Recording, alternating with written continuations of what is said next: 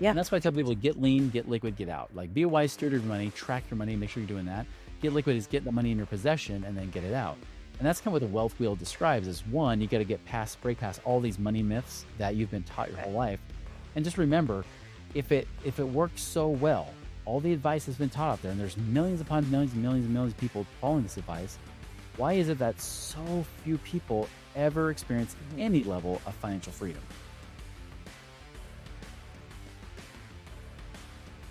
Welcome back to the Peep Podcast, folks, where we discuss the latest in REI tech, trends, and inspo. My name's MJ. I'm going to be your host, and I'm so excited to welcome Chris Miles to our podcast today. He's the founder of Money Ripples and the author of Work Optional Blueprint, which has just come out. So he's going to talk to us about turning profit into passive income and really how to make your money work for you and your wealth work for you so you can truly achieve financial freedom. So if that sounds, of interest to you, then stop whatever else you're doing and tune into this episode right now. So without any delay, Chris, it's so nice to have you. How are you, man? Yeah, I'm doing well. That's right. Everybody just stop what you're doing, Everything. Yeah, if the kids are like pulling at your hair, it doesn't matter. Like you got to stop Shave it right off. Get rid of it. You don't need it. now. It's so good. It's so good to have you here. We just, connected in San Diego not too long ago. So how have you been? How are you easing back into life? Definitely crash course and eased back in, whatever you want to say, right? Mhm. Come back, immediately you're dealing with kids again and all that kind of stuff. I've got Yeah. a blended family of 8 children, so gets a little bit chaotic at times, Mhm. but Yeah. it's Yeah. always good to be home though. I mean, we could just spend the next 3 hours talking about, your blended family of 8. So I like that you just dropped that in. Uh, we don't have that much time though. That's the problem. That's right. So I'll just cut to the chase. Who's your favorite? Oh my goodness. Yeah. Well, Yeah. they know who they are. It's all 8 of them. I saw that you said they. Okay. Oh, that's great. Well, so tell us, Chris, for folks who are tuning in, who aren't familiar with Money Ripples, what is it you guys do? And really what sparked the idea for your company?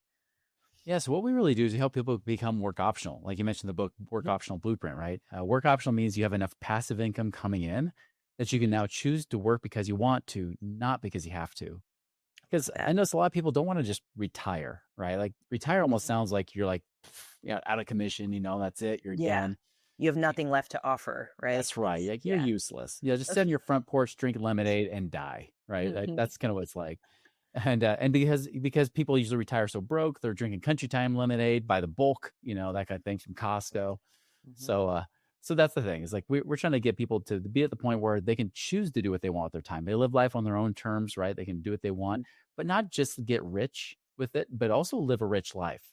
Because as you have more money, more resources, and greater financial freedom, you have a greater ability to bless the lives around of those around you and create a ripple effect, right? And that's ultimately what Money Ripples is all about. I love that. I love that. Yeah, that's beautiful. You can actually bring others into the fold of your success, right? Mhm. And share that with them and maybe inspire them, but if nothing else, enrich their lives as well. And I think, it also goes past just our immediate families to really see truly what those ripple effects can be. Have you seen, can you give us any examples of just in your life, some of the things you've seen from the creation of your company, but really just living those principles for yourself in your own life. Whether it's with your community, whether it's yeah, with your network, kind of extended outside of the residents, the 10 residents who are in the Miles household. Yeah. Mm. I'll tell you, like I've been able to become work optional twice by the time I was 39. That's a whole fun story in and of itself. Wow. But I'll tell you, yeah, I mean, like really my company Money Ripples is evidence of that because, Mhm. I could just, people ask like, well, hey, what's it like? I'm like, well, Mhm. having 50,000 a month of passive income is pretty nice. Like I can choose to live life on those terms, but at the same time, so what? Like I remember the second time I was able to quote unquote retire, become work Uh-huh. optional was December 2016. And Okay. beginning of 2017, we decided to go and snowbird, right? We live in the state of Utah, but we go somewhere warmer for the winter because my wife was from the tropics. So she hates winters in Utah. Okay. And so our very first winter after we married, we go and we stay and basically live in California for a couple months. It's like Southern California, living there in Oceanside, Carlsbad area. And while we're there, like I was working maybe 5 hours a week, mostly still doing my podcast, but even then I kind of pre-recorded them so I didn't have to do them anymore. Yeah. But I'll tell you, I was so dang bored, like just not really doing anything. Like I occasionally Sure. help a few clients here or there, but I didn't need the clients. And Yeah. that's where I realized I'm like, I can't full on retire, like I can't just quit. I got to do something. And what would be impactful in people's lives? What would bless more lives?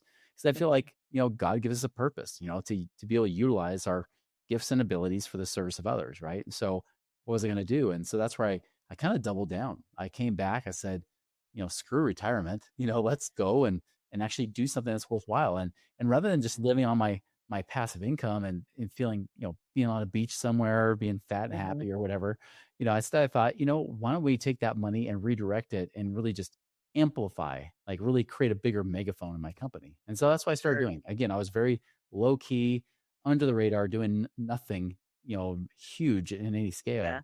But then I said, you know what? Enough's enough. Like, what's the purpose of having all this money if I'm not going to use it for blessing more lives? I love that. I love that. So when did Money Ripples get started?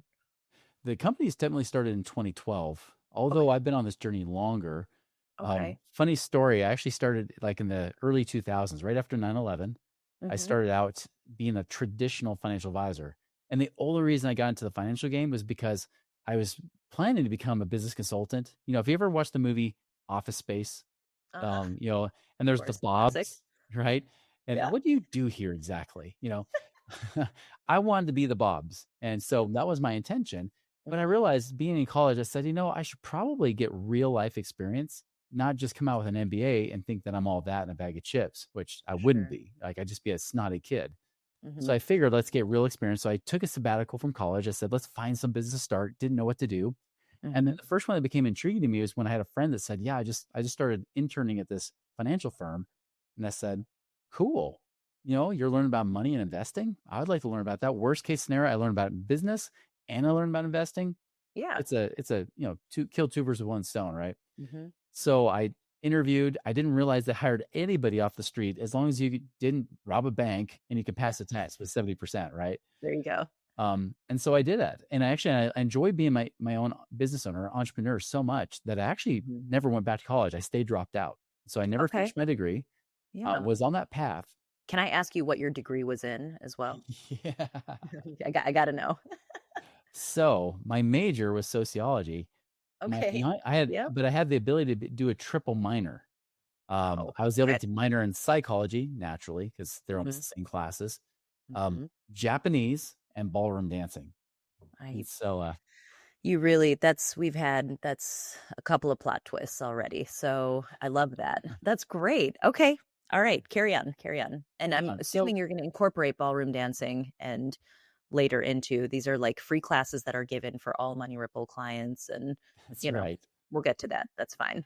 MJ's already a pro. She already got it, when I was up on stage, so but yeah, like so 4 years in, I'm drinking the Mhm. Kool-Aid. I'm telling everybody to spend nothing, save everything, save it forever, and hopefully someday you'll have something, right? And just set it and forget it. Just trust me because you guys are idiots. You don't know what to do with your money, so let me handle your money. That kind of thing. Mhm.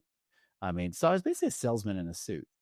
Mhm. Well, 4 years in, my dad, he reaches out to me. Now, understand that my dad was like the poster child for a guy like a Dave Ramsey. In fact, Dave Ramsey probably learned from my dad. I'm pretty convinced of it because Wow. my dad was like the penny pinching saver, buy Yep. everything Yep. in Yep. bulk on sale Mhm. at a discount because, everything had to be Mhm. past pull date for us to buy it on sale. Mhm. I had ate Cap'n Crunch for an entire year straight. I still have scars on the roof of my mouth from sucking on those stupid things, You know what I'm talking about. Yeah. Yeah. Fruity Pebbles one year, Cocoa Pebbles the next. We had to switch it Mhm. up, right? I mean, Wow. just Yeah. crap. And Mhm. but like that's the thing. He was just always so cheap. He says frugal. We're all like, dude, you're cheap I ass. was I was gonna say frugal, but okay, good Yeah, word. Yeah. he Mhm. was beyond frugal. He was cheap. Yeah. When he asked for help, I thought, okay, Like, it'll be interesting to see what is happening because he never shared his money with us. Like, he was always So scared he to asked for just help take it. with kind of like just, hey, can you give me some financial advice about how to Yeah. manage my wealth? Okay. Yeah, exactly. Okay. He's like, hey, I'm 61 years old. I want to retire. And Yeah. Yeah. by Yeah. this point, by his 40s and 50s, he already had heart attacks and strokes from the stress of life and Yeah. his job. So he's like, I want out. I want something Yeah. different. Yeah. And so I sat down with him, looked at his numbers. I said, Dad, great job. I mean, you're 100% debt free, including your house. You paid off your house in 18 years. So Mhm. that's amazing. Yeah. Okay, let's look at your investments. Oh, look at that. You've been stuffing your 401k and getting them company match. You're doing everything Mhm. right, Dad. Mhm. And then I start calculating the numbers. I said, Dad, here's the deal. If you want to retire today at 61 years old, you're going to have to die in about 5 or 6 years because that's when you're going to run out of money. Oh. Said, oh, well, that's not what I wanted to hear. What do I do? Mhm. Save more, work longer, maybe work till you're 70. Like, I mean, it's just not enough. I mean, like, and it's not like he's expensive. I mean, he was single. So it's not like he, had people to take care of. The Yeah. money was enough. I mean, especially after like Y2K hit, right? And by the way, this is a couple years before the next recession was going to hit. So Yeah. still, he would have been stuck like many baby boomers were at his Mhm. time. So I realized I'm like, there's a problem here. And I went home kind of upset because remember, I was following the same example as him. I was being cheap. I Mhm. was turning off the AC in the summertime, turn off the heat in Yeah. the Yeah. winter just Yeah. to Yeah. drive my family nuts and Mhm. hate me. And I was doing all that just to save a few bucks because if I just stuff full of my mutual funds, maybe my Yeah. 30s or 50s, I could retire myself. And then I find out that my dad, who did everything right, It's it didn't work. yeah. It's like the So rug getting pulled out from under you. You're like, wait, yeah, I was using your foundation to build my foundation. So what does that mean now? exactly. And Yeah. and so obviously I was rocked at that point. I didn't know what Mhm. to do. A month later, it's kind of like when the student's ready, the teacher appears. A month later, a guy that I trained to be a financial advisor but quit recently had Okay. gone and done this thing called real estate investing, right? You might have heard of it, Mhm. especially on this podcast. Once or And twice. so he's talking to me and we're actually arguing about what's better, stocks or real estate. And he finally just stops and Okay. he's like, Chris, how many of your clients are really financially free where they don't worry about money? I said, well, even the retired ones worry about running out of money because they Mhm. think they might outlive it. It's like, Sure. great. So nobody. Good job. Mhm. How about this? How many of you guys as financial advisors are financially free, not off the commissions you're earning, but actually Hmm. doing these investments? Interesting. And there were guys in my office working there since the 1970s. I said, well, none. I think they're all going to have to keep Tied to working. this. Yeah. 9 to 5. Yeah. Yeah. He's like, well, there's your problem. And I said, well, give me an answer. He's like, I'm not going to give you an answer. You just got to argue with me that stocks are better. I'm like, listen, you got me, right? I'm actually Yeah. open. He's like, Mhm. if you're really open, I don't think you are. And by the way, this guy wasn't selling anything. He was just amazing at selling me this. Yeah. He just was Those are pissed the at me. those are the best salespeople though, Chris, right? The ones Yeah. where you're like, I thought we were just having a conversation, but I just bought an entire 5 year subscription to whatever. Yeah, I know. And I'm not even mad about it. hmm Cool. I know. Those are the best ones. Those are the best ones. Exactly. And that's the thing. He had nothing to gain from it. In fact, he was kind of Yeah. pissed at me for arguing with him already. And so he said, listen, if you're serious, get this book called Who Took My Money by Robert Kiyosaki. It's a lesser known rich dad book. Yep. Pretty much just says mutual funds suck. And Mhm. then he's like, and now go listen to this radio show, this AM talk radio, this pre-podcast, right? Mhm. Go listen to this radio show that these two real estate investors are putting on. And so I did. And for a few months, I'm studying and listening to things they're talking about. Most of the time, they're not even talking about real estate. They're talking about like founding fathers and principles of prosperity and more Yeah. personal development stuff. Yeah. And but I was learning about like all the possibilities because I was teaching people to accumulate money and then live on less than the interest, right? People here Yeah. talk about the 4% rule, that you can live on 4% of whatever you've saved up. But the Yeah. truth is that was debunked many years ago. In fact, those numbers were from 1926 to They're not 1976. relevant anymore. Yeah. No, Mhm. no. Funny enough, the guy that created the quote unquote rule, which he never intended to be, he was just trying to calculate something for his clients. He's actually doubling down and saying now it's 5% if you actively manage with him. Okay. I was like, oh, you're full of Of BS, course. man. You're I like, was like, yeah, good luck with that. So that's a salesperson right there. that's a Not a great salesperson. one. Not a great one, but yeah. No. And so it's more like 3%, right? And so like that was what I always thought. So I thought even if you got $1 million, 3% means you can live on 30,000 a year. Hmm. Well, all of a sudden I realized like in like alternative investing, like you can do things like lend your money to real estate investors, do hard money lending, for example, and Hmm. you can get paid like 1% a month, say for example. So that Hmm. 1 million now is paying you 10,000 a month versus 30,000 a year, right? And then you Yeah. pay taxes on it if you did 401ks and IRAs. So Hmm. all of a sudden I started to feel hope for my dad, for everybody. I was like, oh my gosh, like now it's possible. Yeah. And so eventually I quit. I couldn't keep my integrity intact anymore and keep Hmm. teaching the crap I was teaching. So I quit. I Yeah. said, I'll never teach about money again. I will just, be a mortgage broker and then teach ballroom dancing on the side, you know. Okay. Okay. But during that time, of course, wanted to know what these guys knew. I wanted to learn more about real estate investing. I started doing a little bit more on like some creative strategies with that. And between that and doing like rentals and money lending and things like that, the next thing I know, later that next year, I'm 28, almost 29 years old and have enough passive income that I could actually retire. I could quit my jobs. That's wild. Yeah. And I'm like, wait, I didn't expect to be here this fast. I didn't think it would be that easy. But Mm. of course, and then it was 2006. 2006, there's hard money lenders willing to Hmm. lend you like 2% a month. I mean, I it was was gonna say, insane, right? yeah, yeah, Um, but yeah. still, like It was it Christmas was every day back then. Yeah. yeah, I know. Like it was, well, that's obviously why it didn't work and last Hmm. forever. Yeah. Which is why 2007, 2008, I'm finding myself in the hole with my real estate, a new business. I Hmm. did launch a new business with a partner. Okay. And we, launched that, but then that was going broke because all of our clients were real estate investors, Mm. flippers to be exact. So Sure. Yeah. anyways, I mean, so even though I was able to become financially free, of course, the recession kicked my butt. I didn't go bankrupt. I was over $1 million in debt, had to dig out of Hmm. that debt hole. Started teach people instead of how to get out of the rat race because I was back in it. Can't teach something I'm not doing. Yeah. Started teach people how to find free up cash. How do you save money on taxes? How do you pay off debt creatively? How do you find money you never knew you had? Started teaching that and actually was able to pull our business out of really almost going completely broke. And then eventually was able to dig out of the hole. Like I said, launched my business Money Ripples in 2012, where I broke out on my own. Hmm. Then 2016, I was able to finally become financially independent the second time. So Yeah. people are like, "How'd you retire twice?" Easy. I screwed up the first time. Yeah. Yeah. Well, and right now is work totally optional? Are you retired right now, or are you, Mhm. are you? Would you consider what you're doing right now with Money Ripples to be, hey, this is considered work, I guess. It's definitely work. I'll tell you, I'm working Mhm. harder at it than ever. Okay. Um, Okay.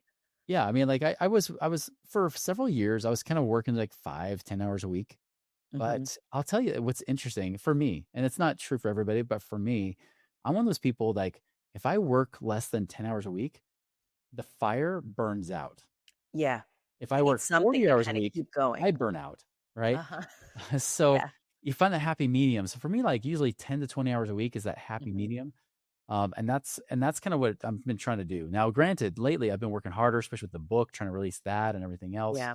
Definitely, like we've been up to a lot more projects. Definitely, we have a lot more joint partnerships coming in, things Yeah. like that. And so now I'm having to grow my team, which I used to be totally self-employed, working like I said, 5, 10 hours a week, just doing Hmm. my own thing, doing my Yeah. podcast, which I've had for 11 years now.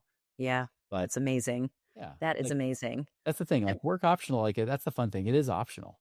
Hmm. Yeah. Yeah. Yeah. And you get to be in the driver's seat and decide, right? So Mhm. there's nothing better than that. Well, so there's a couple of things that I know you've mentioned previously, and I wanted for some of our listeners to get a chance to hear your perspective. So, tell us about what is the wealth wheel. That's something that you talk about, and then also, what's max ROI, infinite banking. Yeah. Just break down some of the jargon for us. You bet. So the wealth wheel is Mhm. just kind of like this simple process of how do you become work optional, right? Okay. Um, naturally you gotta the hardest thing for people is not the strategy. Funny enough, because Mm. most people think it's gotta be the strategy. And I'm not saying that the strategy isn't important. I'm just saying it's like a 1-2 punch. There's the mindset Mm. and then there's the strategy. And you gotta have both working. The mindset is the hardest piece for people because if you've Okay. believed, like for example, the stock market is where you put your money, right? That's investing, quote unquote, which Hmm. is what Wall Street has led you to believe because Wall Street literally pumps billions of dollars a year in marketing and advertising to Hmm. sell you on that, on all the financial channels and everything else. And then they also have their people, like their financial experts in the media, talking to everybody, telling you this is what you should do. Thanks, Susie Orman, and Dave Ramsey and all those guys, right? Hmm. And then Hmm. and then you got, of course, you got financial advisors, everybody else teaching the same stuff. So everybody's perpetuating the same myths. And so you have to break through the myths that it's not about set it and forget it, right? You're not about locking your money away in prison. In fact, that's one of the worst things is that every financial advice you hear is pay off your debt, like your house, right? Which Mhm. is locking your money in equity. By the way, one of the things that made my stress higher during the recession is because I locked up a lot of equity in my own house. Because I figured Got as a it. mortgage Yeah. broker, I always just cash it out, right? Yeah, But yeah, I yeah. couldn't, you know? Mhm. So that kind of stuff. And they tell you to lock up in 401ks and IRAs. If you try to touch your own money, you get slapped with 10% penalties and Mhm. taxes and stuff. Yeah. It's ridiculous. Right? It's like you worked hard as a teenager to buy your own car, but you still have to Mhm. ask your Now you can't. parents for the car keys, Yeah, exactly. Exactly. Yeah. That's a great metaphor. Well, yeah, you want to be able to use that Yeah, to actually put it to work for you, right? that's So, right. yeah. And that's why I tell people get lean, get liquid, get out. Like be a wise steward of your money, track your money, make sure you're doing that. Get liquid is get the money in your possession and then get it out. Mhm.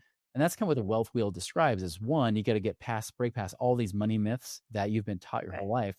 And just remember, if it works so well, all the advice has been taught out there, and there's millions upon millions and millions and millions of people following this advice. Why is it that so few people ever experience Mhm. any level of financial freedom? Yeah. If it Yeah. worked, shouldn't have worked. I mean, just set it in your 401k, get your company match, and everything should be good. Like my dad did, but it didn't work for Mhm. him, right? He's a real Yeah, life example of that. And I saw real life examples of that every day. And for sure. even Fidelity, they have 45 million account holders. That's like 15% of Americans use Fidelity, but Mhm. only 2% of those account holders have at least $1 million. But remember, if you're supposed to live on 3% a year, $1 million is only 30,000 a year. That's not financial freedom. That means you have No. to have multi-million dollars, which now you're getting to be less than 1% of all those account users. That means Yeah. what? You got like less than a 1% chance of success. I love what Alex Ramosi says. It's like, do you want to do the thing that's guaranteed failure? Or do you want to Mhm. take a chance and actually do something that will give you a chance at success? Right. Yeah. And a chance to excel and really propel your life in a totally different direction that just is much more open. Yeah. Yeah. Well, like what are some of those money myths that, that you get into? And I know I asked about Mhm. infinite banking. We'll get back to that. But Yeah. what are some of those money myths? Because I personally I have a couple that are coming to mind, but Mhm. I'm curious to hear your perspective on this. Well, here's one You know? that even real estate investors have said from time to time, and this is Mhm. how you know they'll go broke. Is if you ever catch yourself saying high risk creates high returns, you know. Okay. But think Yeah. about the definition Uh-huh. of risk is chance of loss. When did a bigger chance of losing become a bigger chance of winning? 90% chance of losing equals a 10% chance of winning, right? Mhm. Not 90% chance of winning. But Yeah. we've been taught and trained by financial companies to take all the risk while they take none of it. If they really believe that high risk creates high returns, why aren't they the ones putting all their money Mhm. in the stock market? Why aren't they the ones gambling money instead of gambling your money? And they take their Mhm. guaranteed fees every time. They Yeah. take their management fees, right? And they keep That's it moving. Yeah. and that's even if you lose Regardless of money. how it turns out. Yeah. Yeah. Like Mhm. market drops 20, 25%, and you're like, man, I lost so much money. Guess what? They're still getting paid. You Yeah. know, Yeah. they're the only ones that always get paid. The financial advisors that work for them also get paid. That to me is Yeah. criminal. So high risk creates high returns came Mhm. from those companies. Also, they'll tell you things like, all the fun, you know, compounding interest. It's the eighth wonder of the world. Einstein said so. By the way, Einstein never said it, Mhm. but they'll misquote him all the time for it. But they'll tell you, hey, compound your interest, leave it in there, set and forget it. Don't even look at it, Yeah. right? Don't even look at your Yeah, money. yeah, Just yeah. trust us. Mhm. It's going to work. But then Yeah. when it's too late, you find out it doesn't, right? That's why we Mhm. have so many people in their 40s and 50s and so saying, crap, now what? Mhm. Like I can see the Well, trajectory. It's not going to get me there, yeah, and I think the misnomer or the misunderstanding there, right, is that you the two ends of the spectrum, right, Chris, are that you either set it and forget it, right, and it's Yeah. just there sitting and collecting dust, right, but it's not working for you. Or the other end is you burn through it, right, and you don't put it to use. I think where you're at is this beautiful midsection, this hybrid, and this intersection of make it work for you. Yeah. What does that look like, right? Hmm. It's not just forgetting about it, but it's also not completely burning through it and buying all the BMWs right away, right? And living only right now for this moment, but thinking about if you're truly going to compound it, you got to put it to use is the thing. Yeah. So, yep. Hmm. And that's another myth. I mean, how many times you've heard people say, just delay that gratification, put off to Yeah, yeah, someday. yeah. What if you die before someday? You know, like I had a client that he did have $1 million he saved up in his retirement account by age Mhm. 60. Financial Mhm. advisor says you can only live on 3% or 30,000 a year, which is like in the state of California, we can't do that Yeah. here. That's like trying to do that in Jersey or New York too, right? He's like, good Yeah. luck. Does not work. Yeah. Does not work. And Mhm. so he eventually found our podcast and then reached out, became a client of ours, and we diversified him into different things. Like he got some turnkey duplexes. He got, Mhm. so he doesn't have to property manage it. He got Yeah. into oil and gas, apartment syndications, things Mhm. like that. And his million, instead of creating 30,000 a year, started generating over 130,000 a year, right? All Huge. because of that. That's Yeah. another thing. Again, it's accumulation theory where we Mhm. focus on passive income cash flow now because it really financial freedom is about the income, not about the accumulation. Mhm. I actually reacted to a video recently. Dave Ramsey. Yeah, Uh-huh. Dave Ramsey is just awesome. Like if you ever want good stuff, just Nice. watch his show. Mhm. And he had a caller calling in, one of his followers. He's like, "Hey, I'm 66 years old. I have 1.7 million." And Dave Yeah. Ramsey's like, "Congratulations, that's amazing." He's like, "You did it. You're a Mhm. success." He's like, "I don't feel like it." He's like, "I always thought $1 million would feel different." And he's like, well, I mean, when we think of millionaire, it's usually like the ultra wealthy we're thinking about. People that have like the butlers and stuff. It's like, yeah, I guess so. But yeah, I just don't feel wealthy at all Mhm. because he's Okay. living in scarcity, right? Yeah. And eventually Dave told him, hey, tell you what, spend $8,000 on a cruise. Because the guy's like, what's the most amount of money you think is ridiculous to spend on a cruise? He's like $4,000. Dave Ramsey Mhm. said, spend 8,000. And the guy went Mhm. silent. And he's like, Yeah. woo, are you breathing? Mhm. He's Mhm. like, I can't do it.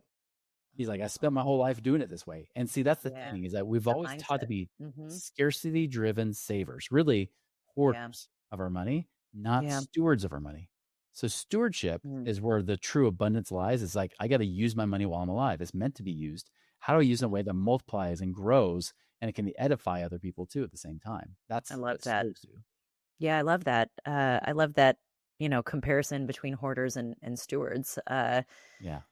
And I think it's also it's very common, especially in our country. There's so many, I mean, I'm first generation, right? And I watched my parents scrimp and save and be frugal and sometimes be cheap, right? Yeah.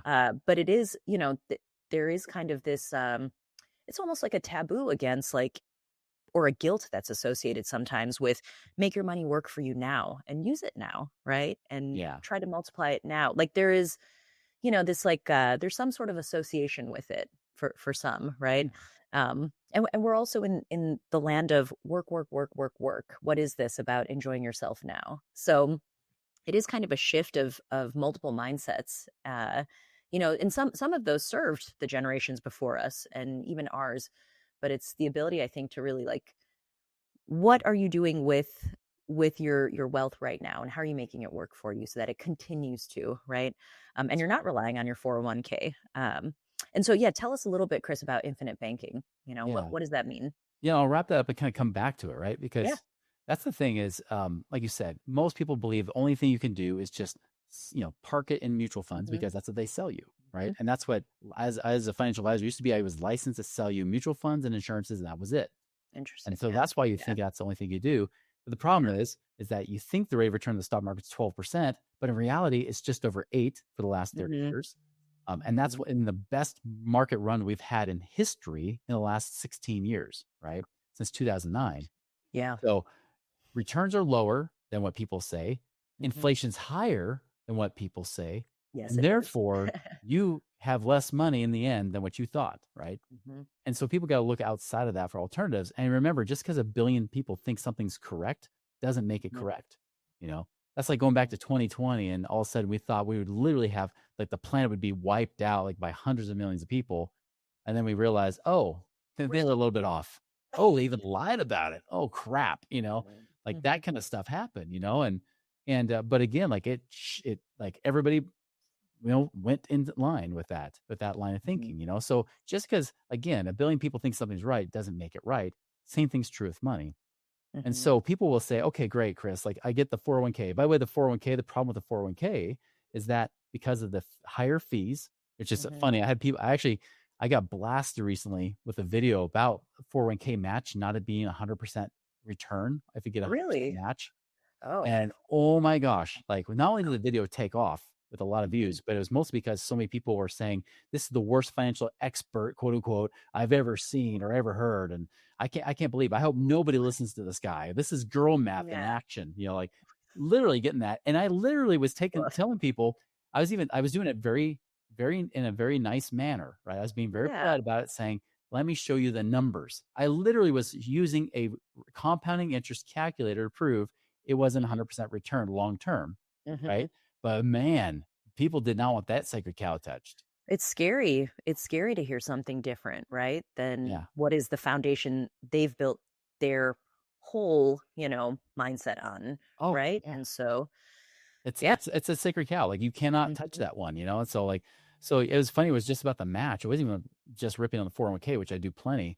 But Yeah. I tell people with the match, by the way, if you get 100% match and you're just doing up to the match Yeah. over the long term, if you go like 35, 40 years out, it only adds Mhm. about 3% a year. Here's what's Okay. ironic. The fees are usually between 1% and 2% a year total, even on the target date funds that they have.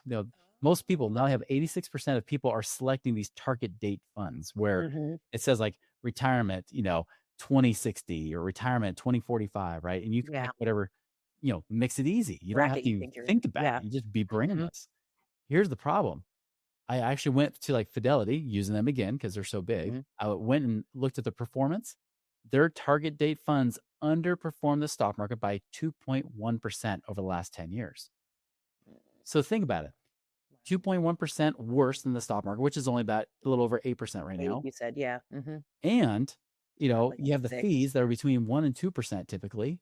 I mean, That's even just say on the low end, that's 3%. Guess what? yeah. It's The 3 or extra 4%. match only added a 3% compounded return. The That's bad great. performance and the fees just made up for it. Yeah. So you could actually be investing on your own and make the same amount of money as you would getting 100% match on your 401k, where Yeah. most people I know and we work with will max fund their 401ks. They won't even get the full 100% because they'll get capped at like 6% of their wages or whatever, Mhm. that kind of stuff. Mhm. So then people are saying, oh, well, the 401k is not as cool. Where do I put my money? Like, where Yeah. do I put it? And especially if I want to retire before 60, like what Mhm. you did, Chris, how do I do that? Because if I lock in my 401k, if I try to touch it before I'm 60, I get slapped with penalties and taxes.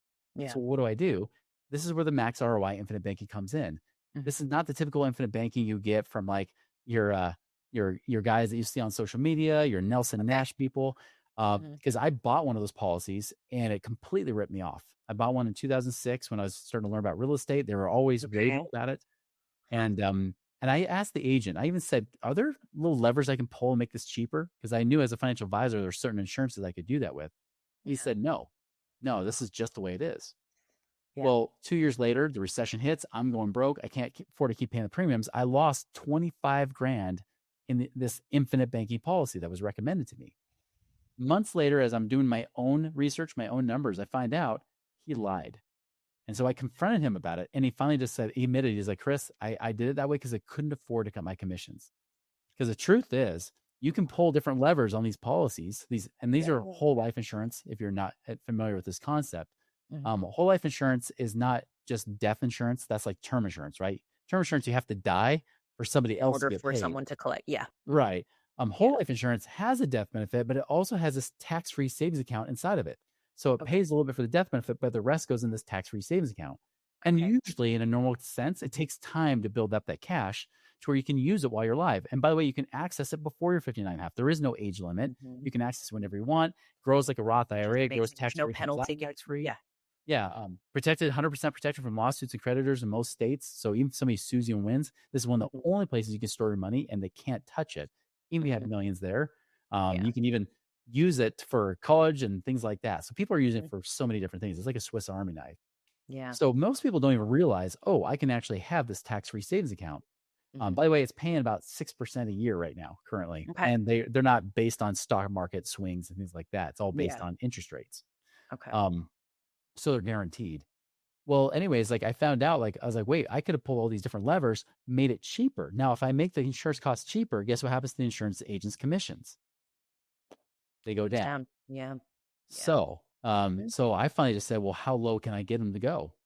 And then remember, I still had an insurance license from when I was a financial advisor. I kept it, so I Mhm. started doing my own research, and really over the last 17 years, I've like refined it over time more and more. Where, man, like we're like in that guy's, like when he set up a policy for me, if I put in like, I put in more than this, but let's say I put in 10,000 years, an even number, Sure. it would take me like Hmm. 17 years before I finally had as much as what I contributed because all those insurance costs were so expensive. Yeah. The way I do it now, I can Hmm. have more money than I've put in by year 5. That's huge. That's a So game changer, it is. right? Yeah, Yeah. 'cause it really becomes like a tax-free savings account, and that's what I use a lot of times to invest instead. Because now I can use this money to invest wherever I want. If I wanna buy real estate, guess what? I not only can Yeah. buy real estate, but I get to keep all the tax benefits I get with real estate, which Yeah. normally, if you try to put that stuff in an IRA, like a self-directed IRA or a 401k, guess what? Hmm. You're gonna end up paying taxes on it. All those gains you get, you don't get any of those tax benefits. You lose them. Yeah. Same thing Yeah. for business. You lose the benefits. By the way, you can't use your IRA in business as if you're a Hmm. 25% or more partner, right? So I can actually use this money in business, get certain write-offs and everything else and make money too. So Yeah. you talk about the here and now, right? Like how do we create money and wealth now? This is the way that so many wealthy people have done it up to this point. But the Yeah. great thing is we're able to figure out a way for even like middle class to upper class to do the same thing themselves. So No, it's huge. I mean, like it, this may you may have just answered this, but I wanted to ask you, what's one of the most creative or maybe unexpected like passive income assets that you've kind of come across, or strategies even, right? that worked Uh or didn't work? Because I've done creative ones that didn't work too. I'm here for all of them. I'm curious about maybe yeah, ones that have worked, but Yeah. I like to hear the gamut. Yeah. I'll start with the one that didn't work. Okay. When I first, like 2006, I was starting to really get creative and understand how I could do different things. Um, I realized I'm like, wait, I can actually, I have my own starter home that I had Hmm. equity in it. I Yeah. could sell it, get the equity out, of course, and then go reinvest it. Or I could turn it into a rental. But if you turn it to a rental, you're like, well, yeah, I might make some rent, but now I got the equity trapped. Do I Hmm. refinance it? What do I do? Sure. Well, I realized I could sell it to an investor because back in 2006, if you had good enough credit, you can do zero down on investment Hmm. properties.